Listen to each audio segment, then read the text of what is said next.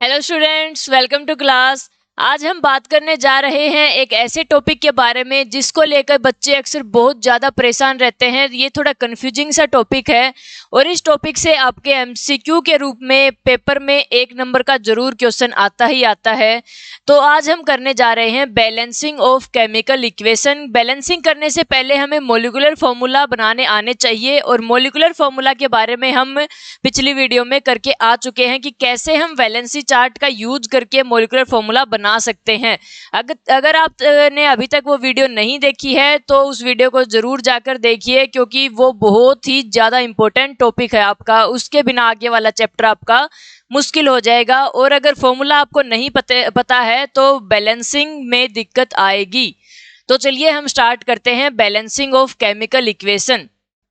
9th class में हम एक टॉपिक पढ़ के आए थे, law of conservation of mass. Dalton ने law of conservation of mass के बारे में क्या बताया था कि mass can neither be created nor be destroyed in any chemical equation. किसी भी केमिकल इक्वेशन में ना तो हम मास को क्रिएट कर सकते हैं ना हम उसको खत्म कर सकते हैं, बस क्या कर सकते हैं, एक फॉर्म से दूसरी फॉर्म में कन्वर्ट कर सकते हैं। तो लॉ ऑफ कंजर्वेशन ऑफ मास क्या था कि प्रोडक्ट साइड में और जो रिएक्टेंट साइड है उस साइड में आपके जो नंबर ऑफ एटम्स हैं वो सेम होने चाहिए। तो ये तो है नहीं कि भी हमने तराजू ले ली और एक साइड प्रोडक्ट रख दिया एक साइड रिएक्टेंट रख दिया और हम बैलेंस करके देख लेंगे कि कितना वेट है दोनों के अंदर। ऐसा तो हम कर नहीं सकते। तो उसके लिए हमें मास को बैलेंस करने के लिए हमें नंबर ऑफ एटम्स बैलेंस करने पड़ेंगे। तो अपने आप क्या हो जाएगी, आपकी इक्वेशन बैलेंस हो जाएगी। चलिए देख लेते हैं। जैसे कि हमने एक रिएक्टेंट ले लिया ए और बी, दो रिएक्टेंट ले लिए, लास्ट में हमारा प्रोडक्ट निकल के आया है ए बी। तो जो टोटल रिएक्टेंट का मास होगा ए प्लस बी का जो मास है वो इक्वल होना चाहिए। जो मास ऑफ ए बी है उसके प्रोडक्ट के वो आपका मास इक्वल होना चाहिए, तभी हम बोल सकते हैं कि आपकी जो इक्वेशन है वो बैलेंस्ड है। वरना हम इस इक्वेशन को अगर बैलेंस नहीं होगी तो उसको हम स्केलेटन इक्वेशन बोल देते हैं। चलिए हम देख लेते हैं कि सबसे पहले एक ये पता होना चाहिए कि हमें बैलेंसिंग, ये इक्वेशन बैलेंस है या नहीं, ये हमें कैसा पता चलेगा। अगर बैलेंस नहीं है तो हम उसको बैलेंस कैसे कर सकते हैं वो हम यहाँ पे फॉर्मूलाज स्टेप बाय स्टेप हम देखने वाले हैं। सबसे पहले तो हमें ये पता होना चाहिए बैलेंस है या नहीं, क्योंकि सोल्व करने जा रहे हैं जिस चीज को, अगर क्वेश्चन ही हमें नहीं पता क्या है, क्वेश्चन ही पहले से ही बैलेंस है वो रिएक्शन, तो हमें क्यों करनी है बैलेंस। तो चलिए देख लेते हैं। सबसे पहले जैसे हमने एक रिएक्शन की थी जिंक की H2SO4 के साथ सल्फ्यूरिक एसिड जिसको हम बोल देते हैं, तो निकल के आया था आपका zinc sulphate plus hydrogen gas. ये पहले वाली वीडियो में हम करके आ चुके हैं। इसको हम इक्वेशन की फॉर्म में लिख सकते हैं। जो ऊपर वाली ये चीज है ये है आपकी केमिकल रिएक्शन की फॉर्म में, जो यहाँ पे हमने सिंबल्स की फॉर्म में लिख रखा है ये है आपकी केमिकल इक्वेशन। देखिए इसमें क्या करते हैं हम, सबसे पहला स्टेप हमारा क्या होता है, देख लेते हैं कि बैलेंस है या नहीं। नंबर ऑफ एलिमेंट्स देख लेते हैं। रिएक्टेंट साइड में और प्रोडक्ट साइड में जो भी एलिमेंट हैं उनके कितने नंबर ऑफ एटम हैं। सबसे पहले हम देख लेंगे अलग अलग एलिमेंट के बारे में। जिंक के बारे में देख लेते हैं सबसे पहले, फिर हम देखिए यहाँ पे कितनी, या फिर यहाँ पे अगर मान लिया यहाँ आपका मल्टीप्लाई हो रखा है 2 से, या फिर यहाँ भी कुछ लिख रखा है जैसे यहाँ पे H2 लिख रखा है, तो हम क्या करेंगे, ये नंबर ऑफ एटम्स है टोटल। यहाँ पे कितना है, जिंक के ना आगे कुछ लिख रखा ना पीछे कुछ लिख रखा, तो इसमें नंबर ऑफ एटम कितने हो गए, 1 हो गए। ऐसे प्रोडक्ट साइड में कुछ भी नहीं लिख रखा, जिंक अकेला है बेचारा, तो प्रोडक्ट साइड में भी नंबर ऑफ एटम क्या हो जाएंगे, 1 हो जाएगा। ऐसे ही हम हाइड्रोजन के बारे में देख लेते हैं। हाइड्रोजन क्या है, रिएक्टेंट साइड में आप देख पा रहे हो यहाँ पे 2 लिखा हुआ है इसके आगे, तो हाइड्रोजन कितने हो गए, 2 हो गए। और प्रोडक्ट साइड में आप देखोगे, प्रोडक्ट साइड में भी क्या है, 2 हाइड्रोजन आपके दिए हुए हैं। ऐसे ही हम किसके बारे में देख लेते हैं, सल्फेट के बारे में, सॉरी सल्फर के बारे में देख लेते हैं। सल्फेट को पूरा नहीं देखेंगे, पूरा हम किसी भी कंपाउंड को नहीं देखेंगे, हम इनमें जो अलग अलग एलिमेंट यूज हो रखे हैं उनके बारे में देखेंगे अलग अलग करके। सल्फर के बारे में देख लेते हैं। सल्फर कितना है, 1 है, और प्रोडक्ट साइड में भी कितने हैं, 1 सल्फर है। और ऐसे ही हम ऑक्सीजन के बारे में देख लेते हैं। ऑक्सीजन हमारे कितने हैं, ऑक्सीजन है 4, और इसमें प्रोडक्ट साइड में भी कितने हैं, 4 हैं। तो आप देख पा रहे होंगे कि जो number of atom reactant side में इज इक्वल टू किसके हैं, number of atom in product side. तो हम बोल सकते हैं जो भी ये आपकी इक्वेशन है वो बैलेंस्ड है as per law of conservation of mass. चलिए आगे हम देख लेते हैं कि यहाँ पे यही बता रखा है कि number of atom of element is same on both side of arrow, arrow के दोनों साइड अगर नंबर ऑफ एटम सेम है तो रिएक्शन क्या हो जाएगी, बैलेंस्ड केमिकल इक्वेशन हो जाएगी। अब हम एक ऐसी इक्वेशन लेके देखेंगे जो बैलेंस नहीं है, उसको हमें बैलेंस करना कैसे है स्टेप बाय स्टेप वो देखेंगे। इसके लिए कोई भी आपका कोई प्रॉपर मेथड नहीं है जिसको हम लगा देंगे, फॉर्मूला उठाया और लगा दिया बैलेंस हो गया, ऐसा नहीं होगा। ये आपकी इक्वेशन जो होती है वो हिट एंड ट्रायल मेथड से क्या होंगी, बैलेंस होंगी। हिट करते रहना, ट्राई करते रहना, ट्राई करते रहना है, एक हिट हो जाएगा वो आपका ठीक हो जाएगा। चलिए सबसे पहला वही स्टेप, ये आपको इक्वेशन दी हुई है Fe आयरन प्लस वाटर क्या बनता है Fe3O4 प्लस H2, ये निकल के आया आपका। सबसे जो फर्स्ट स्टेप होता है, फर्स्ट स्टेप आपका क्या करना होता है, आपको जो भी एलिमेंट दिए हुए होते हैं एलिमेंट को हमने बॉक्सेस के अंदर बंद कर देना है। ऐसे इनको क्या कर देंगे, बॉक्स के अंदर बंद कर देंगे, ये हमारा पहला स्टेप है। अब जो भी आप चेंजेस करोगे इसके आगे 2, 1, 3 जितना भी आपको लगाना होगा वो आप क्या करोगे, यहाँ पे इन बॉक्सेस के बाहर इनसे मल्टीप्लाई करोगे, यहाँ पे ऐसे यहाँ पे कुछ भी नहीं लिखोगे, क्योंकि हमें क्या करना होता है कि बैलेंस करने के चक्कर में हम मॉलिक्यूलर फॉर्मूला उनका चेंज नहीं कर सकते, हम सिर्फ आगे मल्टीप्लाई कर सकते हैं। यहाँ पे अगर हम मान लिया हमने लिख दिया, ये था हमने O को बैलेंस करने के लिए 2 चाहिए तो हमने यहाँ पे 2 लिख दिया, तो ये फॉर्मूला ही चेंज हो गया, हाइड्रोजन पर ऑक्साइड हो गया ये, ठीक है। ये क्या था, हाइड्रोजन ऑक्साइड था, वाटर था ये, ठीक है। ऐसे फॉर्मूला चेंज हमें नहीं करने हैं। पहला स्टेप क्या है, बॉक्सेज के अंदर बंद कर देना है और जो भी चेंजेज होंगे वो बॉक्सेज के बाहर होंगे, यहाँ पर होंगे, इनके अंदर हम नहीं घुसेंगे। चलिए जैसे इन्होंने क्या कर दिया है, बॉक्स के अंदर हमने बंद कर दिया है इनको। आगे वाला जो स्टेप होता है स्टेप नंबर 2, वो क्या होता है, लिस्ट बना लेंगे। जैसे हमने पहले वाले एग्जांपल में बनाया था कि रिएक्टेंट साइड में और प्रोडक्ट साइड में नंबर ऑफ एलिमेंट्स की, जो भी नंबर ऑफ एटम्स हैं उनकी क्या बना लेंगे, लिस्ट बना लेंगे। तो देखिए क्या है, एलिमेंट कौन कौन से, यहाँ पे हमारे पास आयरन दिया हुआ है, उसकी हम रिएक्टेंट साइड में देख लेते हैं कितने आयरन है। किसी भी साइड कुछ भी मल्टीप्लाई नहीं हो रखा, अकेला है बेचारा, तो क्या कर देंगे, 1 है। ऐसे ही इसमें देखेंगे प्रोडक्ट साइड में कितने हैं, यहाँ पे 3 से मल्टीप्लाई हो रखा है, इसका मतलब यहाँ पे कितने हो जाएंगे, 3 हो जाएंगे। ऐसे ही हम हाइड्रोजन के बारे में देख लेते हैं, एक एक करके सभी एटम्स के एलिमेंट्स के बारे में देखेंगे हम। हाइड्रोजन कितने हैं, 2 से मल्टीप्लाई हो रखा है तो कितने हो गए, 2 हो गए। और इस साइड कितने हैं, इस साइड भी आपके 2 ही है। चलिए ठीक है। ऑक्सीजन कितनी होगी, ऑक्सीजन को चेक कर लेते हैं। रिएक्टेंट साइड में आपकी 1 ऑक्सीजन है, लेकिन प्रोडक्ट साइड में क्या है, 4 ऑक्सीजन है, 4 से यहाँ पे मल्टीप्लाई हो रखा है तो प्रोडक्ट साइड में आपकी 4 होगी। देखिए बैलेंस है या नहीं, नहीं है, क्योंकि हाइड्रोजन हाइड्रोजन इक्वल है बस, और तो कुछ भी इक्वल नहीं है आपका, तो ये रिएक्शन क्या है आपकी, बैलेंस नहीं है। तो आगे वाला स्टेप हम क्या करेंगे, आगे वाले स्टेप में हम करते हैं एक ऐसे एलिमेंट को, ऐसे कंपाउंड को उठाएंगे जिसमें मैक्सिमम नंबर ऑफ एटम्स होते हैं। इसमें बताइए मैक्सिमम नंबर ऑफ एटम किसमें है, ऑक्सीजन के पास क्या है, मैक्सिमम नंबर ऑफ एटम है। जिससे पहले सबसे पहले हम किसको बैलेंस कर लेंगे, ऑक्सीजन को, क्योंकि ज्यादा वाला बैलेंस हो गया तो उसके चक्कर में थोड़े वाला तो अपने आप ही बैलेंस हो जाएगा। सबसे पहले देख लेते हैं ऑक्सीजन इनिशियली कितनी थी हमारे पास, इस साइड में रिएक्टेंट साइड में ऑक्सीजन सिर्फ H2O में है ना, कितनी ऑक्सीजन है, 1 ऑक्सीजन है।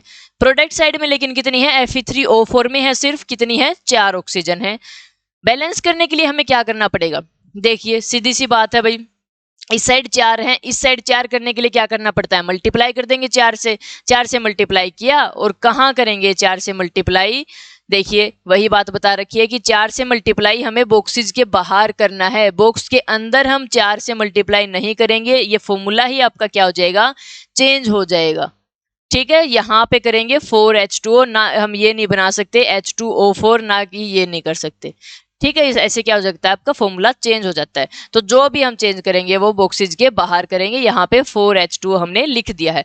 ऐसे ही हम क्या करेंगे, अगला स्टेप हमारा क्या हो गया, वैसे आपका ऑक्सीजन तो हमने बैलेंस कर दिया है। अब बात आती है आपकी हाइड्रोजन की और आयरन की बात आती है। देखिए हाइड्रोजन आपका कितना हो जाता है, हाइड्रोजन के नंबर ऑफ एटम हम दोनों साइड देख लेते हैं, रिएक्टेंट साइड और प्रोडक्ट साइड में पहले कितना था और बैलेंस हम कैसे करेंगे। यहाँ पे कितना हो गया अब हाइड्रोजन, ये जो मल्टीप्लाई होता है ये दोनों के साथ मल्टीप्लाई होगा। जो बाहर कोई भी चीज लिखी होती है, यहाँ पे XYZ कुछ भी लिखा होगा, वो इसके साथ भी मल्टीप्लाई होगा, इसके साथ भी। जैसे ब्रैकेट में हम करते हैं, मैथ में करेंगे 2 × x + y करेंगे तो ये 2x + 2y बाहर निकल के आता है। ऐसे ही इनके साथ है, ये दोनों के साथ क्या हो जाएगा, मल्टीप्लाई हो जाएगा। हाइड्रोजन के साथ जब हम मल्टीप्लाई करेंगे 4 की तो कितना हो जाएगा, 4 × 2 = 8 हो जाएंगे। और इस साइड कितने हैं, सिर्फ 2 है, तो क्या करना पड़ेगा, सीधी सी बात है, वही है, इस साइड 8 है, इस साइड 2 है, 4 से हम क्या कर देंगे, बैलेंस करने के लिए मल्टीप्लाई कर देंगे। और मल्टीप्लाई कहाँ पे करेंगे, बॉक्सेज के बाहर करेंगे, बॉक्सेज के अंदर कोई भी चेंज हम नहीं करेंगे। तो यहाँ पे हमने देखा कि हाइड्रोजन को और ऑक्सीजन को तो हमने बैलेंस कर लिया है। अब हमारा बचता है आयरन।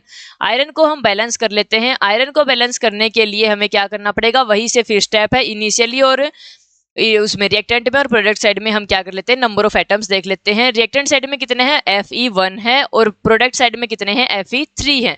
तो 1 को 3 बनाने के लिए क्या करना पड़ेगा, 3 से मल्टीप्लाई करना पड़ेगा। 3 से मल्टीप्लाई कर देंगे रिएक्टेंट साइड में। यहाँ पे करेंगे या यहाँ पे नहीं करेंगे, क्योंकि फॉर्मूला आपका चेंज हो जाएगा। बैलेंसिंग करने के चक्कर में हमें फॉर्मूले के साथ छेड़खानी नहीं करनी है।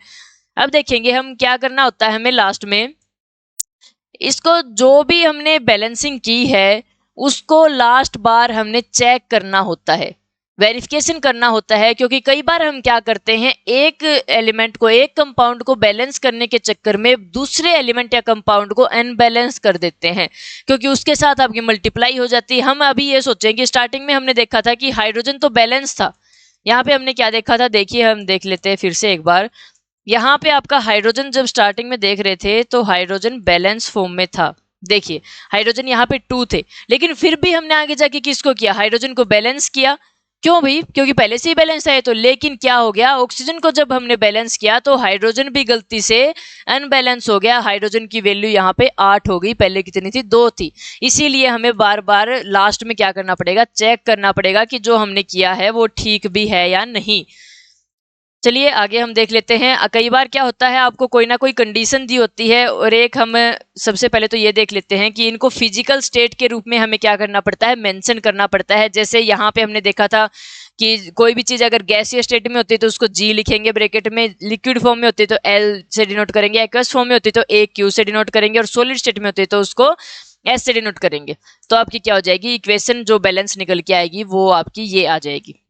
देखिए यहाँ पे हम डिनोट करते हैं, जो आयरन लिया वो हमने सॉलिड फॉर्म में लिया है। H2O जो यहाँ पे ली थी वो गैसियस फॉर्म में ली थी, मतलब स्टीम से रिएक्शन करवा रहे हैं।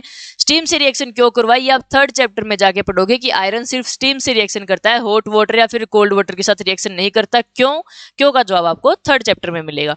यहाँ पे क्या है, Fe3O4 जो निकल के आता है वो भी सॉलिड फॉर्म में निकल के आता है, और जो H2 है हाइड्रोजन तो क्या है, ये गैसियस फॉर्म में आपकी निकल के आएगी। कई बार क्या होता है, कोई ना कोई जब हम रिएक्शन करवाते हैं तो उसके लिए किसी ना किसी कंडीशन के उस अंडर हम क्या करवाते हैं, वो रिएक्शन करवाते हैं। जैसे हमने क्या करवाया था, फोटोसिंथेसिस देखते हैं हम। नॉर्मली फोटोसिंथेसिस की जो प्रोसेस होती है वो सनलाइट की प्रेजेंस में और क्लोरोफिल की प्रेजेंस में होती है। बिना क्लोरोफिल और बिना सनलाइट के हम फोटोसिंथेसिस की प्रोसेस को करवा ही नहीं सकते। तो उस कंडीशन को हम कहाँ पे लिखते हैं, इस एरो के ऊपर लिखते हैं। सबसे पहले हम देख लेते हैं कि एग्जाम्पल आपका नया आ गया है। कार्बन मोनोऑक्साइड, CO को हम बोलते हैं कार्बन मोनोऑक्साइड। मोनो मतलब एक, ऑक्सीजन ऑक्साइड मतलब O। कार्बन और एक मोनोऑक्साइड मतलब एक ऑक्सीजन, CO फॉर्मूला होता है उसका। और इसकी रिएक्शन करवाते हैं हम H2 के साथ। ये आपकी कहाँ, किसके अंडर कंडीशन क्या होगी इसकी, 340 ATM atmospheric pressure, 340 atmospheric pressure पे जब हम ये रिएक्शन करवाएंगे तो आपका ये निकल के आता है। कंडीशन क्या है, 340 प्रेशर होना चाहिए। तो ये आपका प्रेशर यहाँ पे लिख देंगे, एरो के ऊपर लिख देंगे। इसको बैलेंस कर लोगे आप। बैलेंस में अब एक चीज देखोगे, ये आपको 2-3 बार तो क्या करोगे, बैलेंसिंग को बॉक्सेज के अराउंड बॉक्स बनाया, ऐसे आपको स्टेप बाय स्टेप करके देखना है। फिर क्या करोगे, अपने दिमाग में बना के देखोगे। नोटबुक का इस्तेमाल कम से कम करोगे, क्योंकि वहां पे MCQ में 1 नंबर आता है। अगर वो 1 नंबर के लिए आपने बॉक्स बनाए, रिएक्टेंट प्रोडक्ट साइड देखी, फिर मल्टीप्लाई की, ये किया वो किया, उसके लिए तो आपने 3 नंबर जितना वो लगा दिया, एफर्ट्स लगा दिए, 3 नंबर जितना टाइम खराब कर दिया। फिर 1 नंबर लेने का क्या फायदा हुआ, क्योंकि 3 नंबर वाले छूट जाएंगे फिर आपके। तो आपको क्या करने, मुंह जुबानी करनी है, दिमाग में कैलकुलेशन करनी है। पहले स्टार्टिंग के 4-5 एग्जाम्पल आप बॉक्सेस बना के करोगे, बाकी आप क्या करोगे, सीधे करोगे। ठीक है, यहाँ पे एक और एग्जांपल देख लेते हैं। एक और एग्जांपल क्या है आपका, जब भी आपकी CO2 और H2O को मिला के और सनलाइट की प्रेजेंस में हम क्या करवाते हैं, रिएक्शंस कराते हैं, तो ग्लूकोज निकल के आता है, ऑक्सीजन निकल के आती है और वाटर निकल के आता है। ये फोटोसिंथेसिस की आपकी क्या है, प्रोसेस है, रिएक्शन है। चलिए एक आधा एग्जांपल हम और देख लेते हैं बैलेंसिंग ऑफ केमिकल इक्वेशन का। जल्दी जल्दी हम कर लेते हैं इसको। सबसे पहला स्टेप बताएंगे क्या होता है। इसके अराउंड क्या बनाने हैं, हमें बॉक्सेज बनाने हैं। बॉक्सेज में बंद कर देना है, कैद कर देना है। इन बॉक्सेज के अंदर किसी को नहीं जाने देना। ठीक है, जैसे जेल में नहीं जाने देते ना बाहर के बंदों को, कैदियों से नहीं मिलने देते। ये कैदी बन गए हैं, अब हम बाहर के बंदे हैं, बाहर के बंदों से नहीं मिलने देंगे हमें। सबसे पहला स्टेप हमारा बॉक्सेज हो गया। अब क्या करते हैं, रिएक्टेंट और प्रोडक्ट साइड में नंबर ऑफ एटम्स की क्या करते हैं, काउंटिंग करते हैं। नंबर ऑफ एटम कौन कौन से हैं? बेरियम है, क्लोरीन है, हाइड्रोजन है, सल्फर है और ऑक्सीजन है। ये हमारे नंबर ऑफ एटम्स है। बेरियम कितने हैं? एक है रिएक्टेंट साइड में, प्रोडक्ट साइड में भी एक है। अब आती है क्लोरीन। क्लोरीन कितने हैं? दो हैं, प्रोडक्ट साइड में एक है। और सल्फर कितना है? एक है और प्रोडक्ट साइड में भी एक है। ऑक्सीजन कितने हैं? चार हैं और इस साइड कितने हैं? चार हैं, बीच में हाइड्रोजन रह गया। हाइड्रोजन कितने हैं? इस साइड रिएक्टेंट साइड में दो हैं, प्रोडक्ट साइड में एक है। ये आपकी नंबर ऑफ एटम्स बन गए। कौन कौन से अनबैलेंस है? सिर्फ बेरियम और सल्फर को छोड़ के, ऑक्सीजन को छोड़ के सारी दो चीजें क्या है आपकी बैलेंस नहीं है। तो नॉर्मल सी बात है, ये बैलेंसिंग करने के लिए क्या करना पड़ेगा? कौन कौन बैलेंस नहीं है? देखिए, क्लोरीन बैलेंस नहीं है और हाइड्रोजन बैलेंस नहीं है। हाइड्रोजन और क्लोरीन एक साथ ही मिल गया भाई, हमें बात बन गई हमारी। एक को बैलेंस कर देंगे तो दूसरा अपने आप बैलेंस हो जाएगा। देखिए क्या दिक्कत आती है। प्रोडक्ट साइड में कितने? एक है, रिएक्टेंट साइड में दो हैं। क्या करना पड़ेगा? दो से प्रोडक्ट साइड में मल्टीप्लाई करनी पड़ेगी तो क्या हो जाएगा? बैलेंस हो जाएगा। मल्टीप्लाई कहां करें? बताइए कहां करें? बॉक्सेज के अंदर कर दें? यहां पे कर दें? नहीं कर सकते, यहां करेंगे क्योंकि वहां करने से क्या हो जाएगी? आपके फॉर्मूला चेंज हो जाएगा। फॉर्मूले के साथ छेड़खानी नहीं करनी है। अब देखिए आप, यहाँ पे क्लोरीन को हमने 2 किया था, साथ के साथ हाइड्रोजन भी 2 हो गया, बात बन गई हमारी। तो इस साइड भी क्या था? हाइड्रोजन 2 था। ये आपकी रिएक्शन क्या हो जाएगी? बैलेंस हो जाएगी। एक बार बैलेंस केमिकल इक्वेशन यहाँ पे हम लिख लेते हैं। क्या बनती है? BaCl2, बेरियम क्लोराइड बोलते हैं इसको। ये सल्फ्यूरिक एसिड हो गया, H2SO4। क्या बनता है? BaSO4 प्लस क्या किया हमने? 2HCl। ये आपकी बैलेंस्ड केमिकल इक्वेशन निकल के आ चुकी है। तो जितना जल्दी हो उसके शॉर्ट मेथड से हम इसको कवर कर लेंगे। अब देख लीजिए, एक और एग्जांपल हम कर लेते हैं। एक और एग्जांपल में क्या है? सबसे पहले क्या बनाएंगे? बॉक्सेज बनाएंगे। बना लो भाई बॉक्स, कैद कर लो इनको, कैदियों को कर दिया। अब देखिए क्या होता है। रिएक्टेंट और प्रोडक्ट साइड में नंबर ऑफ एटम बना लेंगे। कितने हैं? नंबर ऑफ एटम कौन है? हाइड्रोजन है, नाइट्रोजन है, ऑक्सीजन है, कैल्शियम है और क्या है? हाइड्रोजन है। अब देखोगे यहाँ पे ऑक्सीजन दो अलग अलग जगह पे है, तो एक जगह की काउंट नहीं कर लेनी हमें, दोनों जगह की जोड़ के दोनों अलग अलग काउंट करेंगे। इसी साइड यहाँ पे प्रोडक्ट साइड की टोटल ऑक्सीजन को हम क्या करेंगे? काउंट करेंगे। हाइड्रोजन कितने हैं? एक है। इस साइड कितने हैं? एक नहीं, सॉरी, एक यहाँ पे है और यहाँ पे 2 से मल्टीप्लाई हो जाएगा। कितने हो गए? 3 हो गए। इस साइड कितने आपके? 2 हैं। ठीक है। नाइट्रोजन कितने हैं? नाइट्रोजन 1 है और इस साइड कितने हैं? यहाँ भी क्या हो जाएगी? ये मल्टीप्लाई हो जाएगी, इसके साथ क्या हो जाएंगे? 2। ऑक्सीजन कितने हैं? 3 और ये क्या हो गया? 2 हो गए। कितने हो गए? 5। और इस साइड कितने हैं? 3 2 जा 6 और एक 7। ठीक है। कैल्शियम कितना है? 1 है और इस साइड भी कैल्शियम 1 है। हाइड्रोजन, हाइड्रोजन 2 बार लिख दिया हमने, कोई नहीं, काट देते हैं। ये 4 आपके क्या हैं? एलिमेंट हैं। इनको हम क्या कर लेंगे? काउंट कर लेंगे। तो सबसे पहले हम क्या करें? एक बार हम नाइट्रोजन को ही बैलेंस कर लेते हैं। नाइट्रोजन को बैलेंस करेंगे, ऑक्सीजन देखेंगे अपने आप बैलेंस हो जाएगी। यहाँ पे क्या किया हमने? 2 से मल्टीप्लाई कर दे हम किसमें? रिएक्टेंट साइड में। तो क्या हो जाएगी? हमारा काम हो जाएगा। हमारा काम कैसे होगा? देखिए यहाँ पे क्या आ जाएगा? 2 आ जाएगा और यहाँ पे करना पड़ेगा जहाँ पे भी नाइट्रोजन होती है। ठीक है। सबसे पहले हम देख लेते हैं अब क्या क्या चेंजेस हुए इसके 2 से मल्टीप्लाई करने के बाद, क्या क्या इसमें कंपाउंड में चेंज हो गए। देखिए हाइड्रोजन भी आपके कितने हो गए? 2 हो गए। 2 ये और 2 ये, कितने हो गए? 4 हो गए। और नाइट्रोजन तो हमने 2 कर लिए, इस साइड भी 2 ही है। और ऑक्सीजन कितनी होगी? 3 2 जा 6, ऑक्सीजन हमारी 6 होगी। इस साइड कितनी है आपकी? 7 ही है। देखिए अब हम क्या करना पड़ेगा? अब हम हाइड्रोजन को देखिए, यहाँ पे अगर मैं 2 से मल्टीप्लाई कर दूं, यहाँ पे 4 हो गए, इसको 4 करने के लिए क्या करना पड़ेगा? 2 से मल्टीप्लाई करना पड़ेगा, 4 कर देंगे इसको। 4 यहाँ से पे क्या करना पड़ेगा? 2 से मल्टीप्लाई, क्या हो जाएगा? ये 4 हो जाएंगे। ठीक है। और ऑक्सीजन कितनी होगी? 2 ये होगी और 3 2 जा 6 ये होगी। यहाँ पे कितनी होगी? 8 होगी। ठीक है। और इस साइड भी कितनी होगी? 3 2 जा 6 और 2 8 होगी। यहाँ पे हमने 6 कर दिया था गलती से। ठीक है जी। अब कौन सी चीज बच गई आपकी? सारी चीजें बैलेंस होगी। हाइड्रोजन आपके कितने हो गए? 4 हो गए। इस साइड भी कितने? 4 हैं। नाइट्रोजन 2 और इस साइड भी 2 हो गए। और ऑक्सीजन कितनी? 8 है। प्रोडक्ट साइड में भी 1 है। कैल्शियम तो पहले से ही बैलेंस था। तो जो बैलेंस केमिकल इक्वेशन आपकी निकल के आई है उसको हम बॉक्सेज वगैरह सब कुछ हटा देंगे। नॉर्मली जो भी हमने मल्टीप्लाई वगैरह किए हैं उनको लेके क्या कर देंगे? यहाँ पे लिख देंगे CaNO3 2 प्लस 2H2O। ये आपकी क्या आ जाएगी? बैलेंस्ड केमिकल इक्वेशन आ जाएगी। अब इन इक्वेशन को एक नए तरीके से ही पूछ सकते हैं, उसके लिए आपका यूज होगा मॉलिक्यूलर फॉर्मूला। अगर आपको मॉलिक्यूलर फॉर्मूला बनाना आता है तो आप 1 नंबर ले जाओगे, वरना 1 नंबर खो दोगे। देखिए सबसे पहले हमें क्या करना पड़ेगा? ये बोल रहा है पहले इनके फॉर्मूला बनाओ फिर इनको बैलेंस करो। सबसे पहले फॉर्मूला क्या बनाएंगे? बेरियम का सिंबल क्या होता है? बेरियम क्लोराइड का बना लेते हैं। बेरियम का सिंबल होता है Ba, क्लोराइड का क्या होता है? Cl। ठीक है। बेरियम के ऊपर अब हमें वैलेंसी पता होना चाहिए। बेरियम के ऊपर कितनी वैलेंसी है? होती है 2 पॉजिटिव, हम पीछे वाली वीडियो में देख के आ चुके हैं। क्लोरीन के ऊपर होती है -1। यहाँ पे क्या लिखेंगे, जो दो वैलेंसी है यहाँ पे लिख लेंगे, दोनों की क्या कर देंगे, क्रॉस मल्टीप्लाई कर देंगे और मल्टीप्लाई करेंगे वो यहाँ पे करेंगे, क्या निकल के आएगा, BaCl2। अब हम बना लेते हैं एल्यूमिनियम सल्फेट का फॉर्मूला। एल्यूमिनियम सल्फेट में एल्यूमिनियम का क्या होता है सिंबल Al, सल्फेट का होता है SO4। यहाँ पे आपको इनकी वैलेंसीज पता होनी चाहिए, वैलेंसी कितनी है। एल्यूमिनियम के ऊपर होती है 3 पॉजिटिव और इसके ऊपर होती है 2 नेगेटिव। ठीक है, यहाँ पे हम क्या लिख लेंगे, यहाँ इनकी वैलेंसी लिख लेंगे और क्रॉस मल्टीप्लाई कर देंगे, तो फॉर्मूला क्या बन जाएगा, Al2 और SO4। जब भी ज्यादा होते हैं तो उनको ब्रैकेट में लिखते हैं हम। ठीक है, इससे आगे क्या हुआ हमारा, बैरियम सल्फेट। बैरियम सल्फेट क्या होता है, बैरियम का सिंबल फिर से Ba, सल्फेट होता है SO4, इसका 2 पॉजिटिव होता है, इसके ऊपर आयन, इसके ऊपर क्या होते हैं 2 नेगेटिव होते हैं। तो क्या हो जाएगा, क्रॉस मल्टीप्लाई करोगे तो भी कोई फर्क नहीं पड़ेगा, क्योंकि 2 क्या हो जाएगा, ऊपर पहले से 0 है, तो सीधा फॉर्मूला आपका क्या बन जाएगा, BaSO4। ऐसे ही एल्यूमिनियम क्लोराइड का बना लेते हैं। एल्यूमिनियम का कितना होता है Al, क्लोराइड का क्या होता है Cl। एल्यूमिनियम के ऊपर 3 पॉजिटिव, इसके ऊपर -1। आयंस को हमें क्या करना होता है, 0 करना होता है फॉर्मूला बनाने के लिए।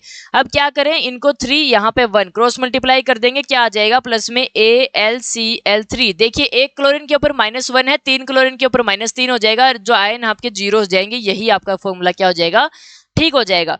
अब हम इनको कर लेते हैं बैलेंस। बैलेंस करने के लिए सबसे पहले क्या करना है, सॉरी ये तो कट गया। बैलेंस करने के लिए सबसे पहले हमें बॉक्स बनाने होंगे। बॉक्स बनाने के बाद number of atoms in reactant and product side देख लेंगे। सबसे पहले देखिए यहाँ पे रिएक्टेंट, यहाँ पे प्रोडक्ट लिख लेते हैं। बैरियम, क्लोरीन, एल्यूमिनियम, सल्फर और ऑक्सीजन के बारे में देखना है। बैरियम कितने, रिएक्टेंट साइड में 1 है और प्रोडक्ट साइड में भी 1 है। क्लोरीन कितना है, 2 है, यहाँ पे कितने हैं, 3 है। एल्यूमिनियम कितने हैं, यहाँ पे रिएक्टेंट साइड में 2, प्रोडक्ट साइड में 1। सल्फर कितना है, 3, यहाँ पे मल्टीप्लाई करेंगे टोटल 3, और क्या है इस साइड में कितने हैं आपका, 1 है। ऑक्सीजन कितने हैं, 4 3 जा 12 और यहाँ पे कितने हैं, 4 हैं। देखिए किस में गड़बड़ लग रही है आपको, बैरियम बैलेंस है, ठीक है, और तो कुछ भी बैलेंस नहीं है। देखिए क्या करना पड़ेगा, यहाँ पे अगर इसको मैं बनाना 2 और 3 है, 2 और 3 को अगर हमने सेम करना हो तो क्या करना पड़ेगा, क्रॉस मल्टीप्लाई करते हैं, वही एलसीएम वाला हिसाब हो जाता है। इसको किससे करना पड़ेगा, 3 से मल्टीप्लाई करना पड़ेगा, तब जाके क्या बनेगी, 6 बनेगी। और इस साइड 2 से मल्टीप्लाई करना पड़ेगा, तब जाके क्या बनेंगे, 6 बनेंगे। तो जहां पे क्लोरीन है उसको 3 से मल्टीप्लाई कर दीजिए यहाँ पे, और इस साइड कितना है, जहां पे क्लोरीन है उसको 2 से मल्टीप्लाई कर दीजिए, यहाँ पे कर देंगे। ठीक है, अब देखिए अब क्या क्या चेंजेस हो गए। बैरियम कितने हो गए, 3 हो गए, बैरियम भी चेंज हो गया भाई आपके। अब क्या करें, कोई नहीं, अब भी कर लेंगे कुछ तो। एल्यूमिनियम है, एल्यूमिनियम भी आपका इस साइड कितने चेंज हो गया, 2 हो गए। ठीक है भाई, इसने तो ठीक काम कर दिया, यहाँ पे 2 हो गए और यहाँ पे कितने हो गए, 2 पहले से ही थे। ठीक है, कुछ चीजें हमारी बैलेंस हो रही हैं, कुछ चीजें साथ ही साथ वही बात आ रही है अनबैलेंस हो गई, तो हमें क्रॉस चेक तो करना पड़ेगा फिर से। अब हम क्या करें, सल्फेट को बैलेंस करने के लिए, सल्फर को बैलेंस करने के लिए इस साइड 3 है, इस साइड 3 करने के लिए 3 से मल्टीप्लाई करना पड़ेगा। 3 से मल्टीप्लाई करेंगे तो कहाँ करेंगे, यहाँ पे करेंगे। देखिए बैरियम अपने आप 3 हो गया, इस साइड भी 3 था। ठीक है, सल्फर क्या हो गया, 3 हो गया, इस साइड भी कितना था, 3 था। देखिए 3 है ये। ठीक है, और क्या हो गया, ऑक्सीजन 4 3 जा कितने हो गए, 12 हो गए, इस साइड भी कितने थे, 12 थे। ऑक्सीजन भी क्या हो गए, बैलेंस हो गए। तो सारी चीजें हमने क्या कर दी हैं, बैलेंस कर दी हैं। अब इस पूरी रिएक्शन को हम क्या कर लेंगे, यहाँ पे लिख देंगे, बॉक्सेज वगैरह को हटा के जो भी मल्टीप्लाई किए हैं उनका यूज करके। 3BaCl2 plus Al2SO4 3 give rise to 3BaSO4 plus 2AlCl3। ये आपकी क्या आ गई, बैलेंस्ड केमिकल इक्वेशन आ गई। तो इन सभी रिएक्शंस को आपको करके देखना है। एनसीईआरटी के 5th 6th 7th 8th NCERT back exercise के आपके क्वेश्चन हैं, उन क्वेश्चन से आप प्रैक्टिस करके देखोगे, और अगर कुछ समझ में ना आए तो आप कमेंट सेक्शन में बता सकते हो, हम फिर से एक अलग वीडियो में आपको समझा देंगे। तो चलिए मिलते हैं आपसे नेक्स्ट वीडियो में। उस वीडियो में हम करने जा रहे हैं type of chemical reactions. 5 type की आपकी केमिकल रिएक्शन होती हैं, उन सभी को हम एक एक करके देखने वाले हैं। तो चलिए मिलते हैं आपसे नेक्स्ट वीडियो में।